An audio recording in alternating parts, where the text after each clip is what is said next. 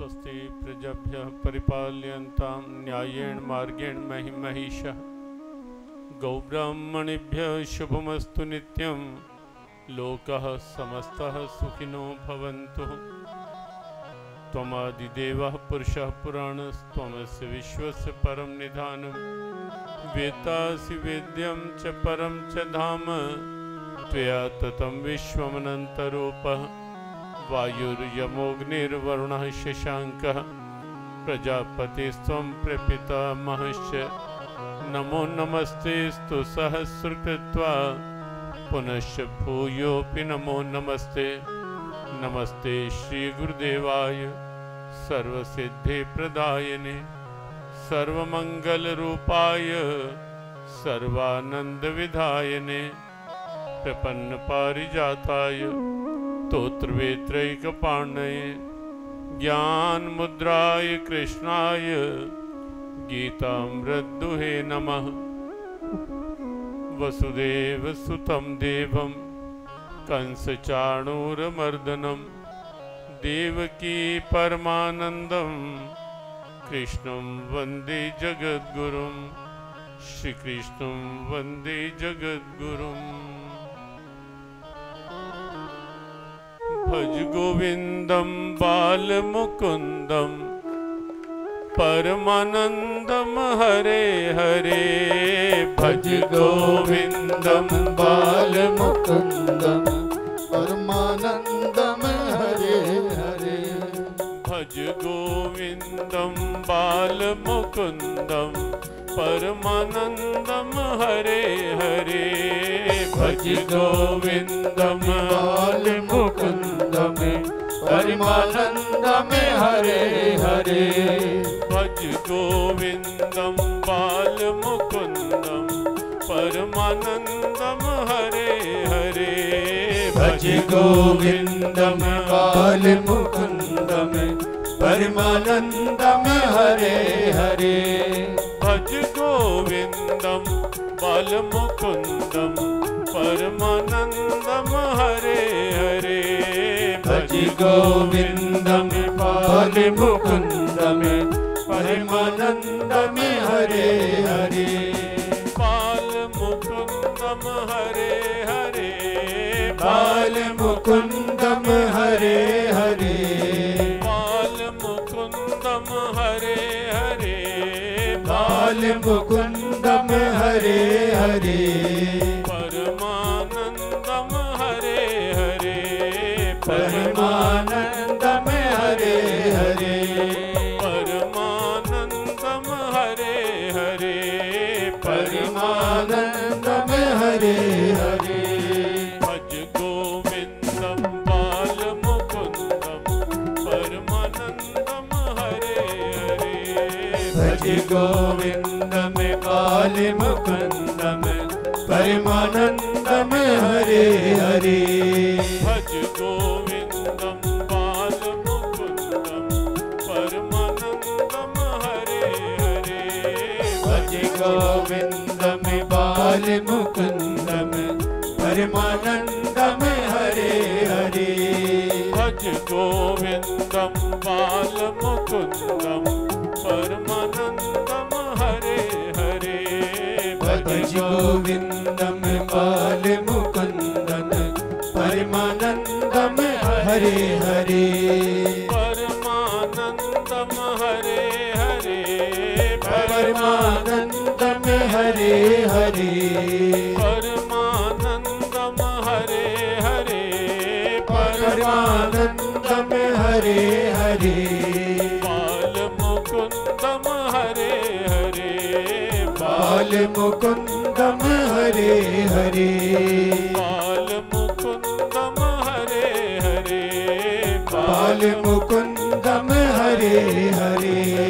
भज गोविन्दं बालमुकुन्दं परमानन्दं हरे हरे। भज गोविन्दं बालमुकुन्दं परमानन्दं हरे हरे। भज गोविन्दं बालमुकुन्दं परमानन्दं हरे हरे। भज गोविन्दं बालमुकुन्दं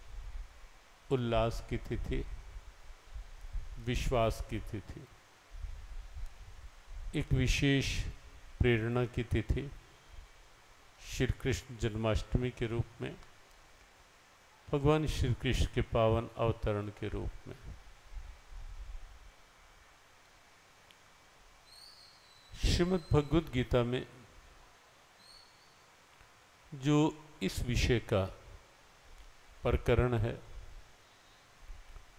उसी पर चर्चा परसों से यहाँ इस पावन पृथोदक तीर्थ पेहवा नगरी में प्रारंभ की गई थी। उसी को लेकर हम आगे चर्चा में बढ़ते हैं। आज अर्जुन का प्रश्न कि हे कृष्ण, आपकी यह बात सुनकर मुझे बहुत आश्चर्य हो रहा है कि आपने सूर्य को सृष्टि के आदि में उपदेश कैसे और क्यों कर दिया, जबकि आपका मथुरा की जेल में जन्म और उसके बाद सारी लीलाएं, ये तो हाल ही के वर्षों में सब कुछ है। तो कैसे माना जाए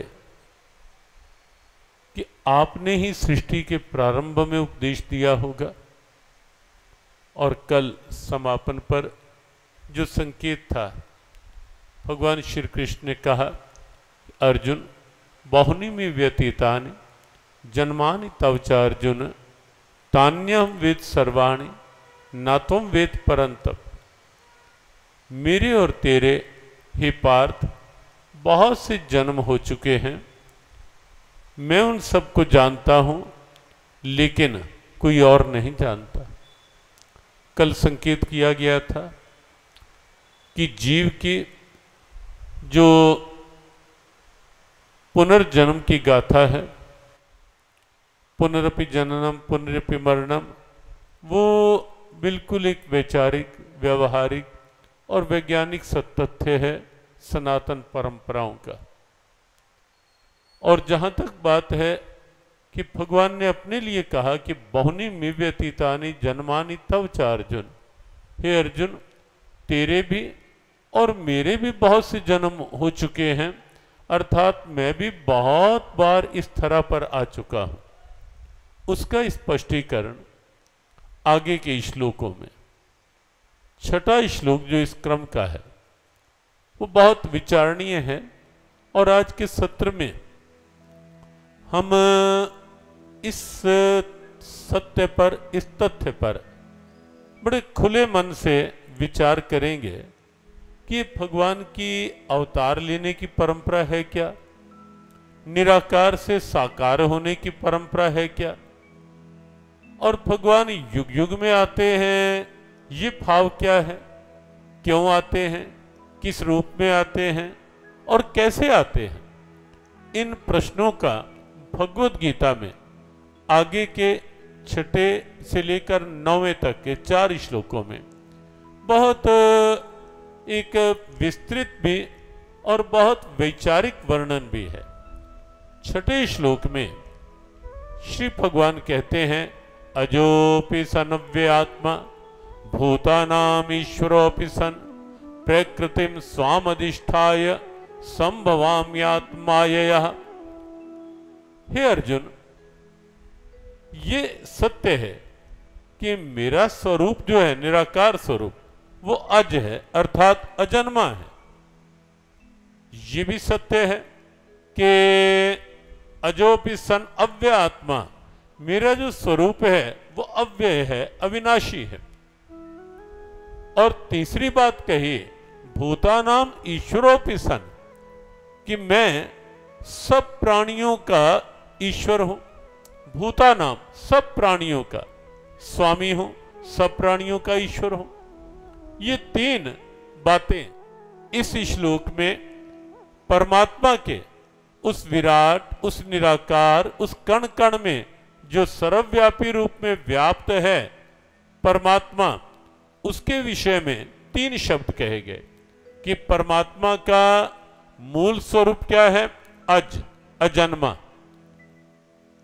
लेकिन यहां जो बात आती है, भगवान कहते हैं पार्थ, मेरे भी और तेरे भी अनेक जन्म हो चुके हैं, मैं भी अनेक बार आ चुका हूं। अर्थात अजन्मा का जन्म लेकर के आना ये अपने आप में एक रहस्य लगता है, एक आश्चर्य लगता है, लेकिन वास्तव में हम इसे हर पक्ष में लेने का प्रयास करेंगे, क्योंकि हमारा जो अध्यात्म है वो केवल शास्त्र के पन्नों पर लिखे हुए संदेश नहीं है। हमारा जो अध्यात्म है वो केवल मात्र प्रवचनों का विषय भी नहीं है। हमारा जो अध्यात्म है वो कहीं किसी सीमित श्रद्धा तक भी सिमटा हुआ नहीं। हमारा अध्यात्म पूरी तरह एक एक बात वैचारिक है, विचारपूर्ण है, तर्क संगत है, लॉजिकल है, और एक बात और भी, साथ ही साथ पूरी तरह साइंटिफिक है, वैज्ञानिक है। और भगवत गीता उसी भाव का एक प्रतिनिधि शास्त्र है जो हर बात को लॉजिक के साथ, तर्क के साथ, आर्गुमेंट्स, युक्तियों के साथ स्पष्ट करने वाला ग्रंथ है।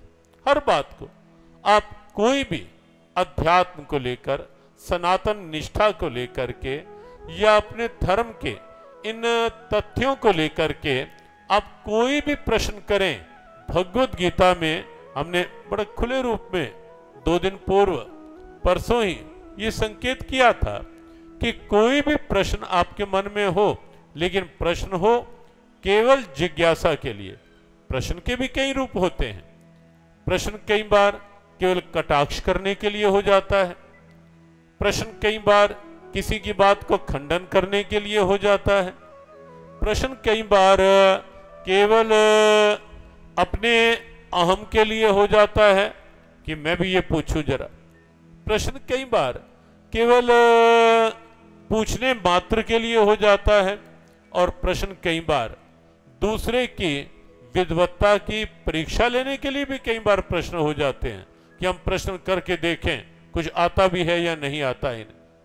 प्रश्न के कई रूप होते हैं, लेकिन प्रश्न की अनुमति हमारे शास्त्रों में भी है, हमारी परंपराओं में भी है, और हमारे भारतीय सनातन अध्यात्म में भी प्रश्नों की पूरी तरह से अनुमति है। लेकिन उस स्थिति में जब आपके भीतर कुछ जानने की जिज्ञासा है, या कोई बात समझ में नहीं आ रही और लग रहा है कि बिना समझे ये बात कहीं ना कहीं मस्तिष्क में अटकी रह जाएगी, और अटकती ही नहीं, कहीं ना कहीं खटकती भी रह जाएगी, कहीं ना कहीं दुविधा में उलझा रह जाऊंगा मैं, जब तक बात स्पष्ट नहीं होगी। और वहां स्पष्ट कर लेना चाहिए। निश्चित रूप से प्रश्न को केवल वो नहीं बनाना चाहिए कि विवाद के लिए प्रश्न खड़े करने हैं, या तर्क को कुतर्क में बदलने के लिए प्रश्न खड़े करने हैं, या फिर कई बार ऐसा भी होता है कि प्रश्न करके हम अपनी उस बात पर अडिग ही हैं कि कुछ मानना ही नहीं, मैं ना मानूं, जो भी उत्तर दे लो, जो भी तर्क दे लो, जो भी लॉजिक दे लो, ना मैं तो वहां प्रश्न की कोई आवश्यकता नहीं। लेकिन जब मन खुला हो, उदारता हो, और खुले मन से कोई बात समझने की इच्छा है, तो निश्चित जिज्ञासा करनी चाहिए, प्रश्न करना चाहिए। और इसीलिए व्यासपीठ से परसों ही कहा गया था कि कोई भी इस संबंध में आपके भीतर जिज्ञासा उठे, आप लिखित दे सकते हैं, या सीधे प्रसारण के माध्यम से देश विदेश में लाभ ले रहे जो श्रोता हैं, जो सत्संग प्रेमी, गीता प्रेमी हैं, वो अपनी बात वर्तमान के इन सोशल मीडिया के संसाधनों के माध्यम से अपनी बात भेज सकते हैं। लेकिन एक बात सत्य है, निश्चित है कि अपनी परंपराएं पूरी तरह वैचारिक भी हैं, वैज्ञानिक भी हैं। कोई भी बात ऐसी नहीं है जो विचार के आधार पर और फिर साइंटिफिक फैक्ट्स के आधार पर जो बात पुष्ट ना की जा सके। विश्व आज मानने लगा है। पहले बहुत लोग कहा करते थे कि ये क्या, कभी पीपल की पूजा करने बैठ जाते हैं, कभी तुलसी की पूजा करने बैठ जाते हैं, कभी इस ढंग से ढेरों प्रश्न होते थे।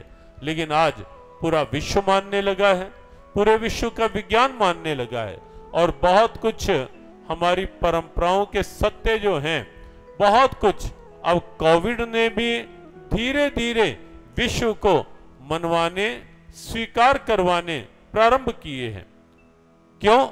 क्योंकि अनादि परंपरा यदि हम देखें, कहां से सृष्टि प्रारंभ हुई, कब से सृष्टि प्रारंभ हुई, और जब से सृष्टि प्रारंभ हुई तब से लेकर सृष्टि के प्रारंभ में, क्योंकि धर्म के बिना ये सृष्टि चल ही नहीं सकती, एक दिन नहीं चल सकती, एक पल नहीं चल सकती, आधार ही धर्म है इस सृष्टि का।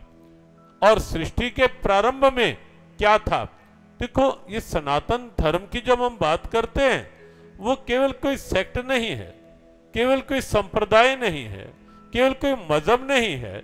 जब हम सनातन की बात करते हैं ना, तो उसका भी प्राय है सनातन अर्थात जो सदा से चलता आ रहा है, और सदा से अर्थात जब से ये सृष्टि बनी, जो तब से चलता आ रहा है, उसका नाम है सनातन।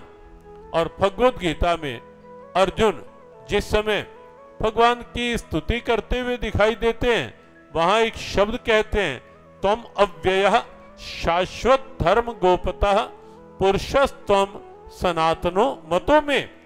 हे कृष्ण, मेरा ऐसा मानना है, मैं ऐसा अनुभव करके कह रहा हूं कि आप अविनाशी परम पुरुष हो, और साथ ही साथ आप ही सनातन हो। भगवत गीता 11वां अध्याय 18वां श्लोक। तो जहां ये बात है, वहां समझ लेना चाहिए कि ये सृष्टि के प्रारंभ में साथ चलता आ रहा मानव के जीने का ढंग जो है, मानव मात्र के लिए जो एक व्यवस्था है, अगर आज की शब्दावली में कहें, मानव मात्र के लिए एक व्यवस्था है। धर्म नाम केवल मजहब का नहीं होता, धर्म नाम केवल सेक्ट का नहीं है। धर्म अपने आप में एक व्यवस्था है, धर्म अपने आप में एक सद्भाव है, धर्म अपने आप में एक ट्रैक है, धर्म अपने आप में जीवन का एक आदर्श है कि जीवन क्या हो, जीवन के मूल्य क्या है, वो धर्म है। जीवन की परंपरा क्या है, वो धर्म है। वैल्यूज ऑफ लाइफ क्या है, वो धर्म है। मोरल्स ऑफ लाइफ क्या है, वो धर्म है। और आइडियल्स ऑफ लाइफ, जीवन के आदर्श क्या हैं, वो धर्म है। और आप सोचें कि जीवन में जब तक कोई मोरल नहीं होगा, कोई नैतिकता नहीं होगी, तो जीवन को आप क्या कहेंगे? जीवन में आप सोचें, जब तक कोई अच्छा आदर्श सामने नहीं होगा, तो जीवन को कैसे अच्छे से जिएंगे हम?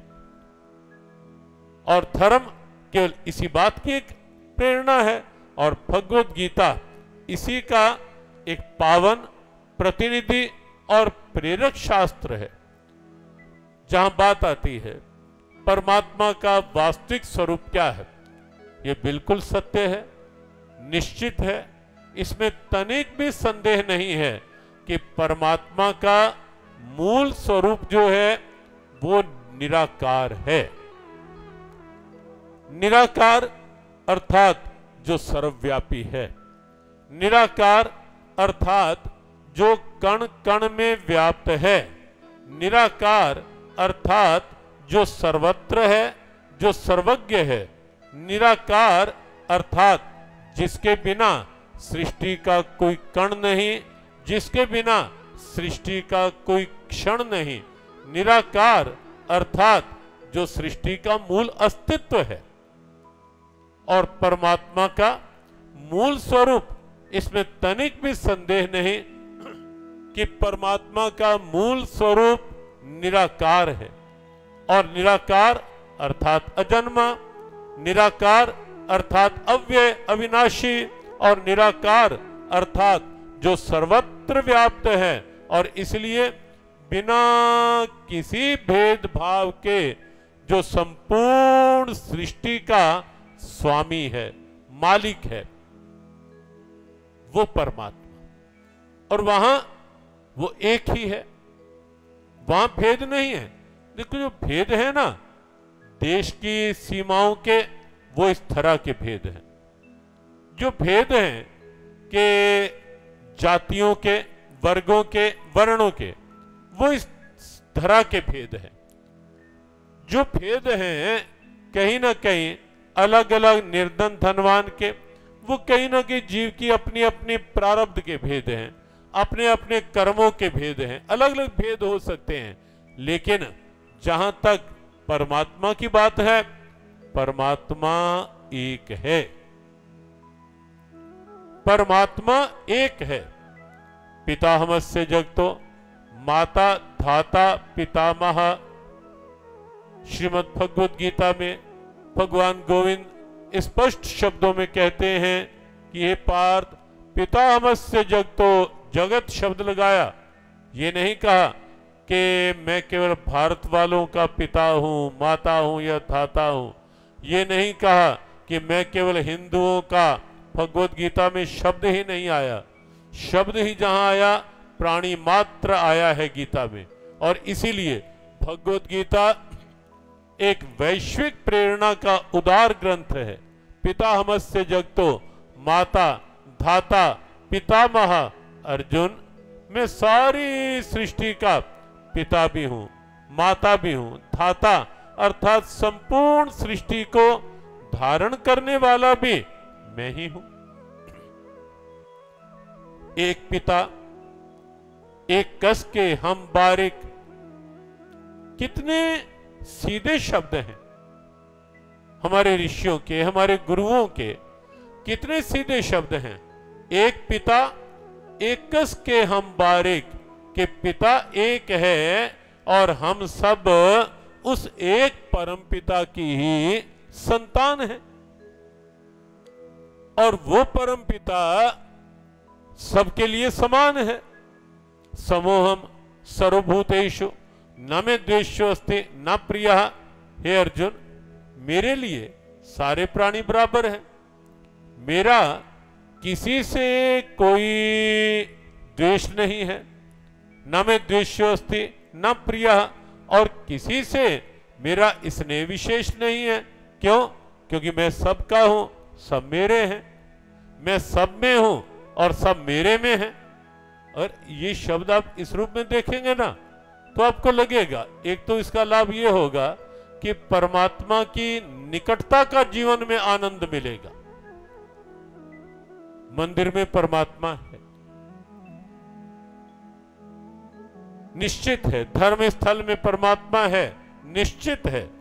लेकिन परमात्मा हमारे निकट भी तो है ना, हमारे पास भी तो है ना, हमारे अंतर्यामी के रूप में हमारे भीतर भी तो है ना।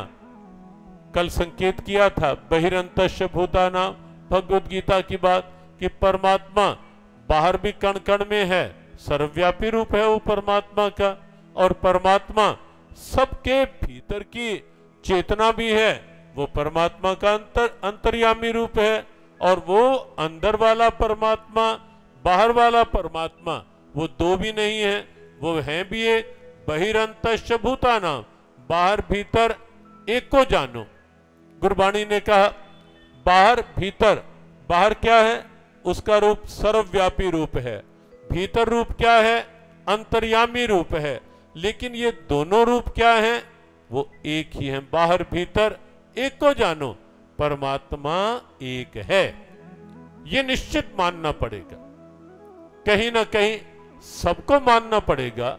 और जिस दिन ये मान लिया जाएगा कि परमात्मा भिन्न भिन्न नहीं है, उस दिन ये भेदभाव समाप्त होने प्रारंभ हो जाएंगे, निश्चित रूप से। और भगवद गीता के अनुसार ये बिल्कुल स्पष्ट सत्य है कि परमात्मा का जो मूल स्वरूप है वो निराकार है। और उसके लिए तीन शब्द लगाए गए निराकार परमात्मा के लिए। अजो अपि, हे अर्जुन, अजन्मा स्वरूप है मेरा। दूसरा शब्द लगाया गया अव्यात्मा, अविनाशी स्वरूप है मेरा।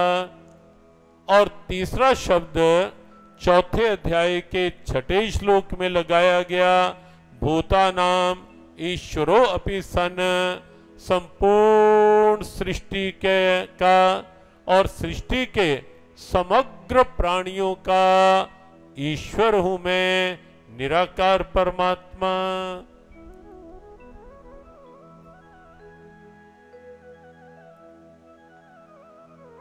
परमात्मा का मूल स्वरूप। लेकिन वही परमात्मा जो अजन्मा है, जब अवतार की बात आती है तो वहां कहीं कौशल्या अंबा की कोख से वही परमात्मा राम के रूप में जन्म लेता हुआ हम सब के लिए चैत्र मास के शुक्ल पक्ष की 9वीं तिथि का आनंद बनता है। वही परमात्मा राम रूप में इस धरा पर आकर, और भाद्र मास के कृष्ण पक्ष की 8वीं तिथि पर वही परमात्मा देवकी मैया की कोख में आकर के और जन्म लेकर के श्री कृष्ण अवतार के रूप में हमारा आनंद बनता है। अजन्मा है लेकिन जन्म,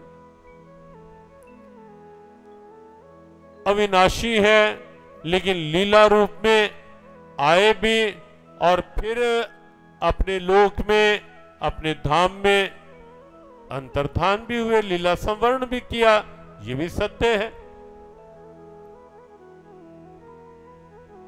और तीसरी बात, भूतानाम ईश्वरोपि सन, संपूर्ण प्राणियों का ईश्वर। लेकिन नंद बाबा की अंगना में यशोदा मैया के पलने में झूलता हुआ दिखाई देता है। जो सबका ईश्वर है वो कहीं ना कहीं मैया की आंचल में छिपता हुआ दिखाई देता है, कहीं माखन के लिए तरसता हुआ दिखाई देता है। ये आश्चर्य लगता है। कहीं कहीं कुछ एक को ऐसा भी लगता है कि संभव ही कहां है, संभव ही कैसे है कि जो परमात्मा अजन्मा वो जन्म लेकर के आए। लेकिन इसको हम तर्क के साथ स्पष्ट करेंगे इस प्रसंग को, और गीता की ये भाव जो है बिल्कुल सहमति के धरातल पर सबको लाएंगे कि वास्तव में ये सत्य है, निश्चित है। 1-2 मिनट के लिए उससे पहले भगवान नाम और फिर हम इस श्लोक और आगे अवतार के प्रयोजन की स्थितियां कि परमात्मा का मूल स्वरूप निराकार है, लेकिन साकार होने की आवश्यकता क्यों पड़ती है। परमात्मा का मूल स्वरूप अजन्मा है, लेकिन जन्म लेने की लीला क्यों करनी पड़ती है। परमात्मा का मूल स्वरूप अविनाशी है, लेकिन आकर के फिर अपने धाम में लीलाओं का संवरण करने की उन्हें क्या आवश्यकता पड़ती है, उस पर अभी हम चर्चा करेंगे। 1-2 मिनट के लिए भगवान नाम। कृष्ण गोविंद गोविंद गोपाला, कृष्ण गोविंद गोविंद गोपाला, कृष्ण गोविंद गोविंद गोपाला, कृष्ण गोविंद गोविंद गोपाला, कृष्ण मुरली मनोहर नंद लाला, कृष्ण मुरली मनोहर नंद लाला, कृष्ण मुरली मनोहर नंद लाला, कृष्ण मुरली मनोहर नंद लाला, कृष्ण गोविंद गोविंद गोपाला, कृष्ण गोविंद गोविंद गोपाला, कृष्ण गोविंद गोविंद गोपाला, कृष्ण गोविंद गोविंद गोपाला, कृष्ण गोविंद गोविंद गोपाला, कृष्ण गोविंद गोविंद गोपाला कृष्ण बंसी बजैया कृष्ण गौवे चरैया कृष्ण बंसी बजैया कृष्ण गौवे चरैया कृष्ण बंसी बजैया कृष्ण गौवे चरैया कृष्ण बंसी बजैया कृष्ण गौवे चरैया कृष्ण गीता गवैया भजो कृष्ण कन्हैया कृष्ण गीता गवैया भजो कृष्ण कन्हैया कृष्ण गीता गवैया भजो कृष्ण कन्हैया कृष्ण गीता गवैया भजो कृष्ण कन्हैया भजो गोविंद गोविंद गोपाला भजो गोविंद गोविंद गोपाला भजो गोविंद गोविंद गोपाला भजो गोविंद गोविंद गोपाला भजो मुरली मनोहर नंद लाला भजो मुरली मनोहर नंद लाला भजो मुरली मनोहर नंद लाला भजो मुरली मनोहर नंद लाला भजो गोविंद गोविंद गोपाला भजो गोविंद गोविंद गोपाला भजो गोविंद गोविंद गोपाला भजो गोविंद गोविंद गोपाला भजो गोविंद भजो गोपाला भजो गोपाला भजो गोविंद भजो गोविंद भजो गोपाला भजो गोपाला भजो गोविंद भजो गोपाला भजो गोविंद भजो गोविंद भजो गोपाला भजो गोविंद भजो गोपाला भजो गोविंद भजो गोपाला भजो गोविंद भजो गोपाला भजो गोविंद भजो गोपाला भजो गोविंद भजो गोपाला भजो गोविंद भजो गोपाला भजो गोविंद भजो गोपाला भजो गोविंद भजो गोपाला भजो गोविंद भजो गोपाला भजो गोविंद भजो गोपाला भजो गोविंद भजो गोपाला भजो गोविंद भजो गोपाला भजो गोविंद भजो गोपाला भजो गोविंद भजो गोपाला भजो गोविंद भजो गोपाला भजो गोविंद भजो गोपाला भजो गोविंद भजो गोपाला कृष्ण गोविंद गोविंद गोपाला कृष्ण गोविंद गोविंद गोपाला कृष्ण रास रचैया नंद लाला कृष्ण रास रचैया नंद लाला कृष्ण माखन चुरैया नंद लाला कृष्ण माखन चुरैया नंद लाला कृष्ण गौए चरैया गोपाला कृष्ण गौए चरैया नंद लाला कृष्ण बंसी बजैया गोपाला कृष्ण बंसी बजैया नंद लाला कृष्ण गीता गवैया गोपाला कृष्ण गीता गवैया गोपाला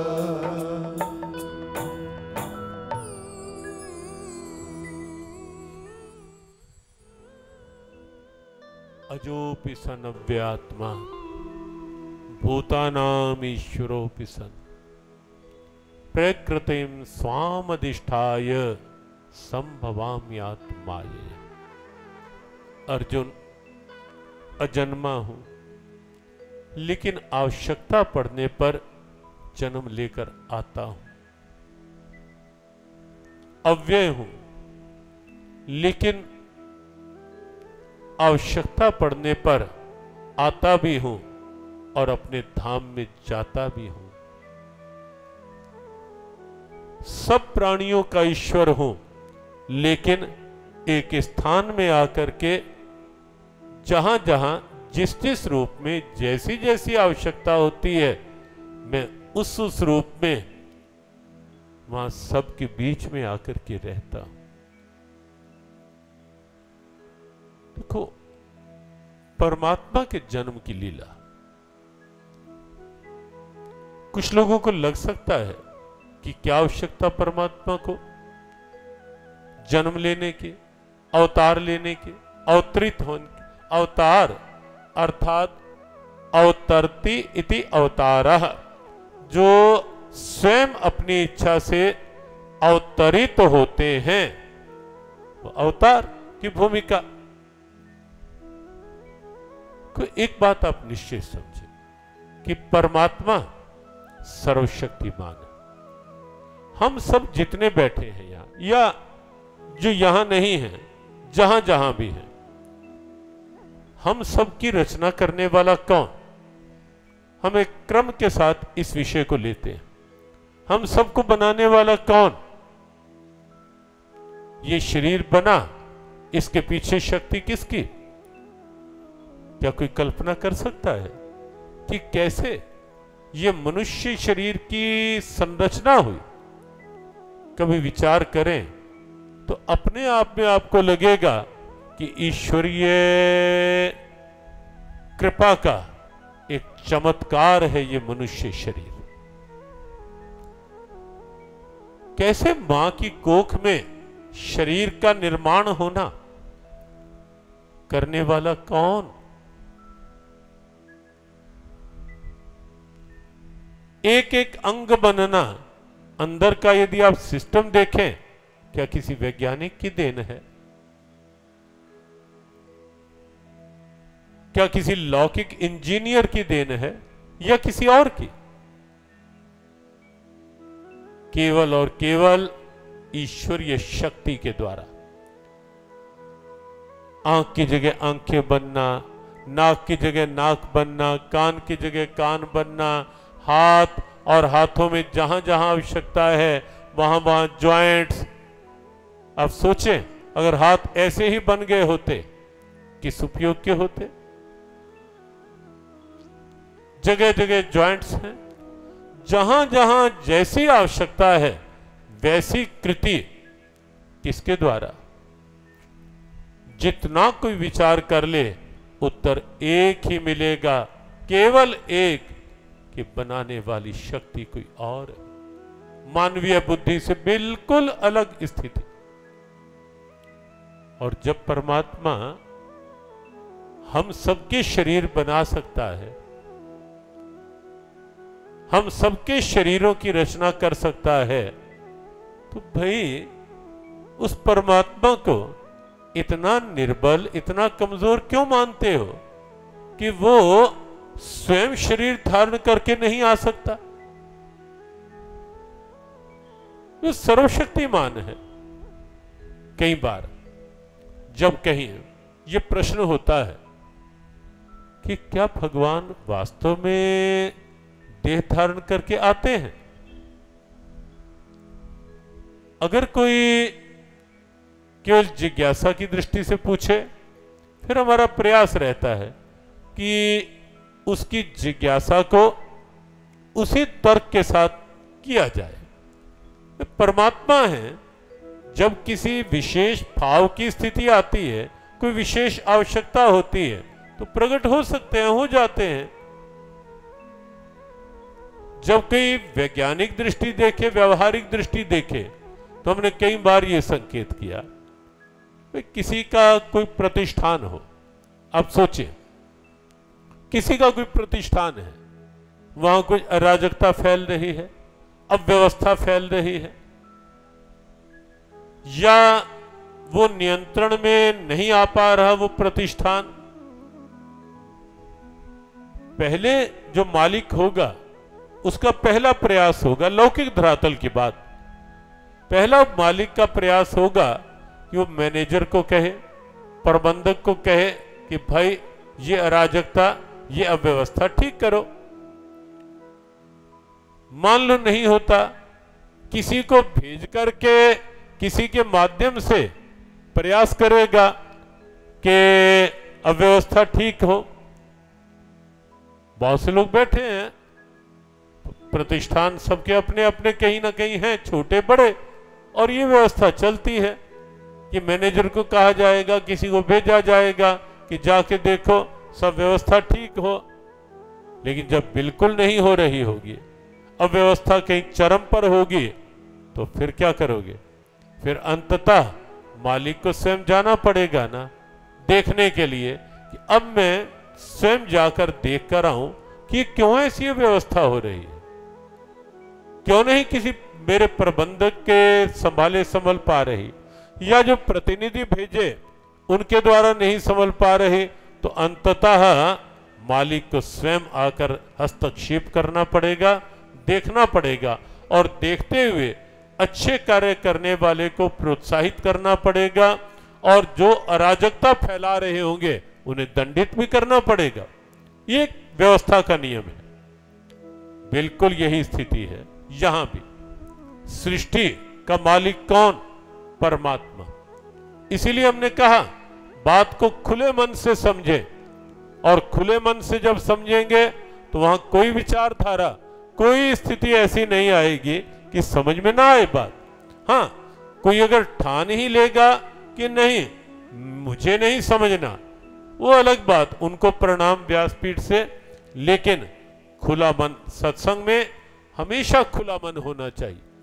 और खुले मन की बात यही है कि जब सृष्टि में परमात्मा देखते हैं कि कहीं ना कहीं कोई अव्यवस्था हो रही है, दुष्ट जन कहीं सर उठा रहे हैं, सज्जन कहीं ना कहीं उनका कहीं ना कहीं हरास हो रहा है, या उनको कहीं प्रताड़ित किया जा रहा है, वहां पहला प्रयास यही होता है।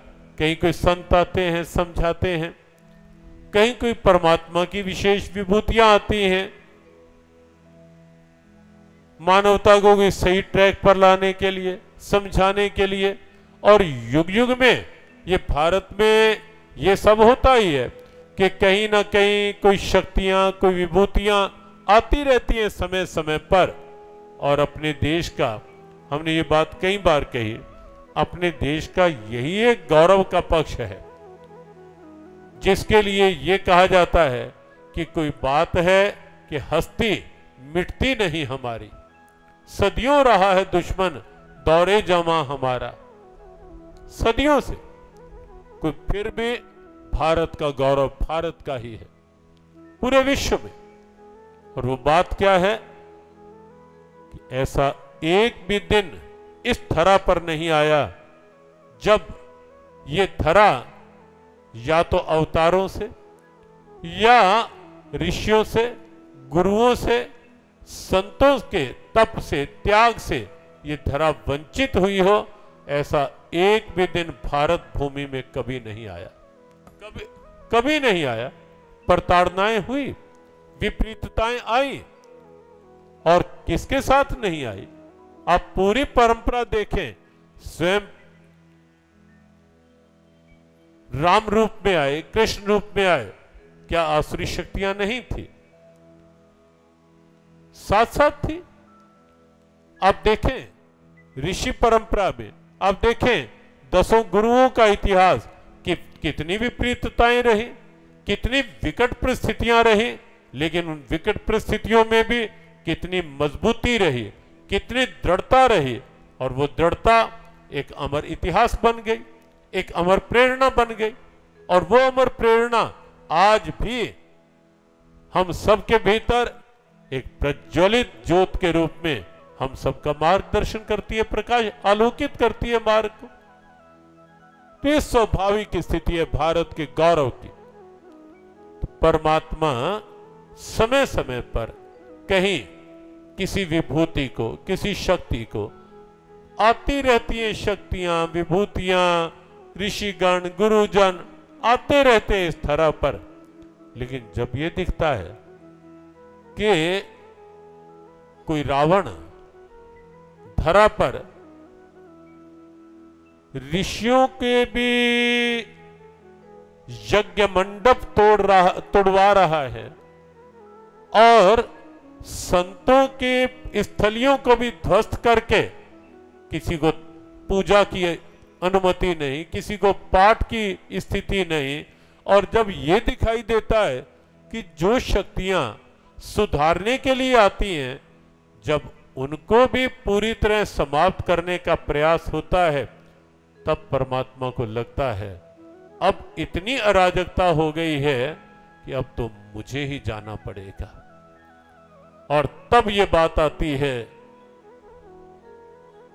कि यदा यदा ही धर्मस्य ग्लानिर्भवति भारत, जब जब धर्म की इतनी हानि होती है पार्थ कि धर्म का उपदेश करने वाले, धर्म की परंपराओं को स्थापित करने का प्रयास करने वाले, उन्हें ही समाप्त करने का प्रयास जब हो जाता है, जब कोई कंस आता है और पूरी तरह से राक्षसी वृत्तियों को इतना वाता पूरे क्षेत्र में फैला देता है कि कहीं कोई पूजा ना कर पा रहा हो, कोई पाठ ना कर पा रहा हो, कोई सच्चरित्र का उपदेश न दे पा रहा हो, और जब ऐसा वातावरण बन जाता है पूरी तरह से, तब फिर भगवान को लगता है कि अब कोई दूसरा विकल्प नहीं है।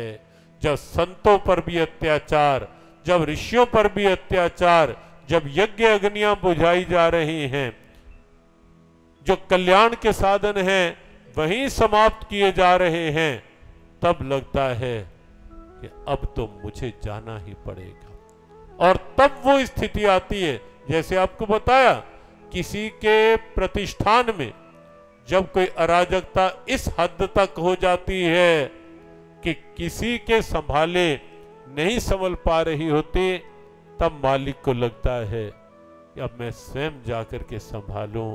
और ऐसे ही प्रयास है कि व्यवहारिक उदाहरणों के द्वारा इस अध्यात्म के सत्य को, अवतारवाद के सत्य को स्पष्ट किया जा सके। जब सृष्टि के मालिक को लगता है कि सृष्टि में इतनी अराजकता, कहीं पूरी तरह अधर्म का ही बोलबाला ना हो जाए, और उस समय परमात्मा कहते हैं कि तब मैं इस धरा पर प्रकट होता हूं। यदा यदा ही धर्मस्य ग्लानिर्भवति भारत अभ्युत्थानम अधर्मस्य तदात्मानं सृजाम्यहम्। और एक युग में नहीं, आप यहां गीता के शब्द देखेंगे, यदा यदा और तदा, कि जब जब धर्म की हानि होती है, किसी एक समय की बात नहीं, किसी एक युग की बात नहीं, तदात्मानम, मैं तब तब आता हूं। श्री रामचरितमानस में प्रभु राम के अवतार की बात जब आई, गोस्वामी तुलसीदास जी वहां बिल्कुल ऐसे ही स्पष्ट करते हैं, जब जब हो ही धर्म कई हानि, बाढ़ ही असुर अधम अभिमानी, कर ही अनीति जाई नहीं वर्णी, सीधे ही विप्र धेनु सुर धरनी।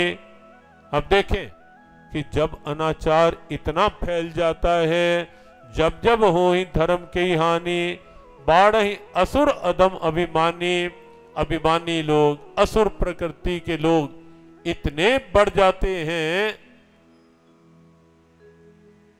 बाढ़ ही असुर अधम अभिमानी, करे अनीति जाई नहीं वर्णी, इतनी अनीति और अराजकता का साम्राज्य बना देते हैं कि जिसका तुलसी बाबा कहते हैं वर्णन भी नहीं हो सकता।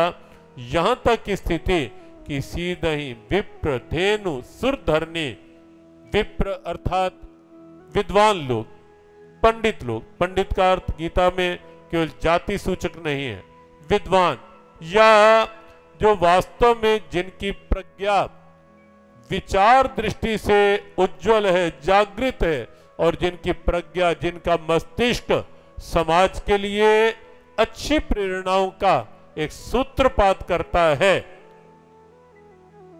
ऐसा समाज का मस्तिष्क भी जब समाप्त करने का प्रयास होता है, सीधे ही विप्र, धेनु, गाय, जब गौ हत्या खुले रूप में होने लगती है, गाय का सम्मान नहीं, विप्र का सम्मान नहीं, विचारकों विद्वानों का सम्मान नहीं, संत गुरुओं का सम्मान नहीं, सीधे ही विप्र, धेनु, सुर अर्थात दैवीय शक्तियां, उनको भी जब समाप्त करने का प्रयास होता है, तब तब प्रभु धरी विविध शरीरा हरहि कृपानिधि सज्जन पीरा, जैसे गीता में कहा, यदा यदा ही धर्मस्य, जब जब धर्म की हानि होती है, तदात्मानम सृजाम्याम, तब तब मैं इस धरा पर प्रकट होता हूं। रामचरितमानस में भी जब जब हो ही धर्म की हानि, तब तब प्रभु धरी विविध शरीरा, तब तब प्रभु अलग अलग प्रकार से देह धारण करके हर ही कृपानिधि सज्जन पीरा, सज्जनों को जो पीड़ा होती है उसको समाप्त करने के लिए इस धरा पर आते हैं। अवतारवाद एक वैचारिक सत्य है। परमात्मा सर्वशक्तिमान है। जब वो ढेरों ढेरों प्राणियों की रचना कर सकते हैं तो आवश्यकता पड़ने पर वो स्वयं भी निराकार साकार रूप ले सकता है। एक बात छोटी सी और देखो, पानी स्वभावतः तरल है, ये निश्चित है कि पानी का स्वभाव तरल है, जहां भी रखोगे वो तरलता, बहना स्वाभाविक। लेकिन ऐसा भी तो होता है ना कि जब कहीं फ्रीजर में पानी को रखा जाता है, या जो कहीं हिमालय की ऊंचाइयों के स्थान हैं, वहां जब बरसात होती है तो बरसात पानी नहीं, शीतलता इतनी होती है वातावरण की, तो तरल दिखने वाला पानी, तरल स्वभाव का पानी फ्रीजर की ठंडक पाकर क्या जम नहीं जाता? क्या बर्फ का रूप नहीं ले लेता? यही है निराकार से साकार। पानी तरल है, बर्फ जमकर एक आकार ले लेती है, लेकिन यह भी सत्य है कि फिर से वो बर्फ पानी के रूप में ही आ जाती है। निराकार आवश्यकता पड़ने पर, कल हम इसको स्पष्ट करेंगे कि प्रयोजन क्या रहे, भाव पक्ष इसके पीछे क्या है, ये एक विचार पक्ष दिया, भाव पक्ष इसके पीछे क्या है। और गीता में भगवान कृष्ण ने एक और रहस्य की बात कही कि सामान्य मनुष्य के जन्म में और मेरे देह धारण करने में अंतर क्या है। प्रकृतिम स्वामधिष्ठाय संभवामि आत्मायया, भगवान कृष्ण ने कहा, अर्जुन सीधा सीधा अंतर है कि जीव धरा पर जन्म लेकर आता है अपनी प्रारब्ध के अधीन होकर, अपने संस्कारों के अधीन होकर, कर्म बंधनों के अधीन होकर के, लेकिन मैं जब आता हूं तो मैं माया के अधीन होकर के नहीं, कर्म बंधनों के अधीन होकर नहीं। प्रकृतिम स्वामधिष्ठाय संभवामि आत्मायया, मैं अपनी माया को अपने अधीन करके इस धरा पर आता हूं। कई बार हम ऐसा गुनगुनाते भी हैं, मुझ में तुझ में बस भेद यही, मुझ में तुझ में बस भेद यही, मुझ में तुझ में बस भेद यही, मुझ में तुझ में बस भेद यही। मैं नर हूँ तुम नारायण हो, मैं नर हूँ तुम नारायण हो, मैं नर हूँ तुम नारायण हो, मैं नर हूँ तुम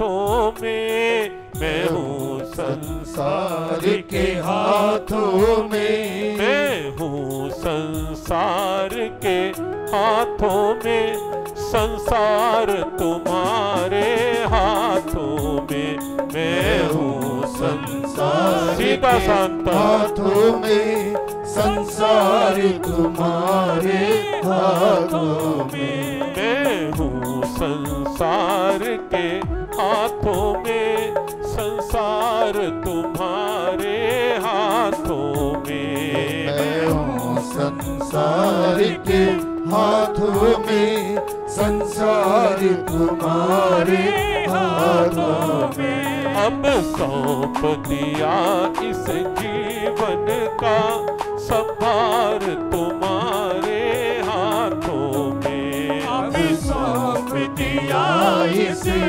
जीवन का सब भार तुम्हारे हाथों में, अब सौंप दिया इस जीवन का सब भार तुम्हारे हाथों में, अब सौंप दिया इस जीवन का सब भार तुम्हारे हाथों में, है जीत तुम्हारे हाथों में और हार तुम्हारे हाथों में, है जीत तुम्हारे हाथों में और हार तुम्हारे हाथों में, है जीत तुम्हारे हाथों में और हार तुम्हारे हाथों में, है जीत तुम्हारे हाथों में और हार तुम्हारे हाथों में। मेरा निश्चय बस एक यही, मेरा निश्चय बस एक यही, मेरा निश्चय बस एक यही, मेरा निश्चय बस एक यही, एक बार तुम्हें पा जाऊं मैं, एक बार तुम्हें पा जाऊं मैं, एक बार तुम्हें पा जाऊं मैं, एक बार तुम्हें पा जाऊं मैं। अर्पण कर दूं दुनिया भर का सब प्यार तुम्हारे हाथों में, अर्पण कर दूं दुनिया भर का सब प्यार तुम्हारे हाथों में, अर्पण कर दूं दुनिया भर का सब प्यार तुम्हारे हाथों में, अर्पण कर दूं दुनिया भर का सब प्यार तुम्हारे हाथों में, है जीत तुम्हारे हाथों में और हार तुम्हारे हाथों में, है जीत तुम्हारे हाथों में और हार तुम्हारे हाथों में, मैं हूँ संसार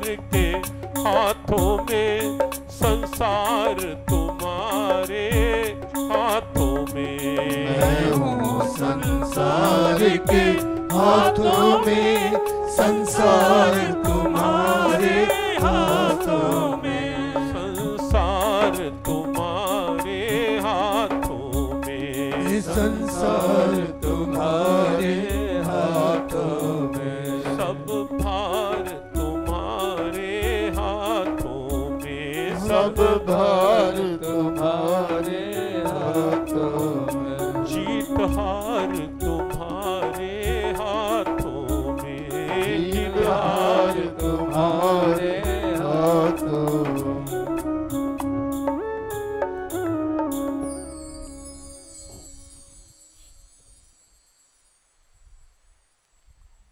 आज के सत्र में इतना ही।